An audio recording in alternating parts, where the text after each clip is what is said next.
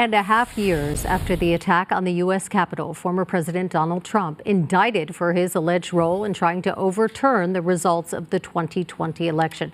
The indictment charges Trump with 4 felony counts. It outlines an alleged scheme to subvert democracy and stay in power. Along with Trump, there are 6 unindicted co-conspirators the special counsel says were, quote, enlisted to assist him in his criminal efforts. John Fenoglio live in the KTLA News Center with a look at the charges and what we can expect next. John.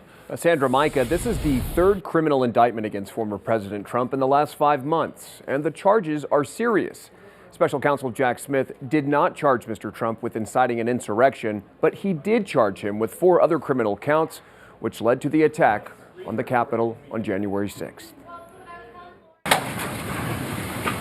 Justice Department Special Counsel Jack Smith now charging former President Trump with 4 felony counts over alleged efforts to overturn the 2020 election results, including conspiracy to defraud the United States, conspiracy to obstruct an official proceeding, conspiracy against civil rights, and obstruction of, and an attempt to obstruct an official proceeding. Loyola University law professor Jessica Levinson says the latest indictment is a stress test on the foundation of our democracy. It is still, in my view, shocking to see the former president of the United States face charges of trying to, from within, undermine our country and undermine the thing that we are proudest of, which is the peaceful transfer of power and our democracy. The former president's defenders argue he did nothing wrong and was merely exercising his constitutional rights to question the results of the election.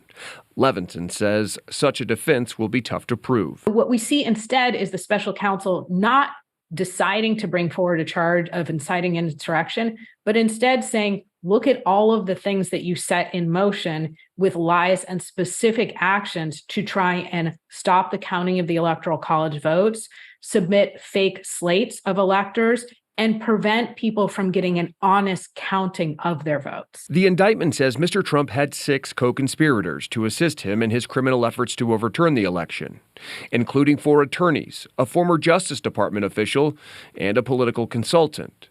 But their names were withheld. We're looking at people like Sidney Powell, like John Eastman, potentially Rudy Giuliani. That when it comes to the Department of Justice official, we're potentially looking at Jeffrey Clark. Once the trial begins, it will be overseen by U.S. District Judge Tanya Chutkan, who was appointed by former President Obama.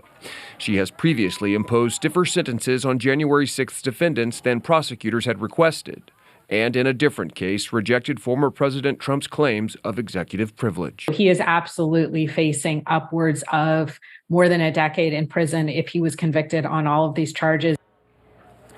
But former President Trump is facing a 4th possible indictment in Fulton County, Georgia, for his alleged attempts to overturn election results there. 2 grand juries have been seated, and the district attorney says a charging decision will be announced by September 1st. In the News Center, I'm John Fenoglio, KTLA 5 News.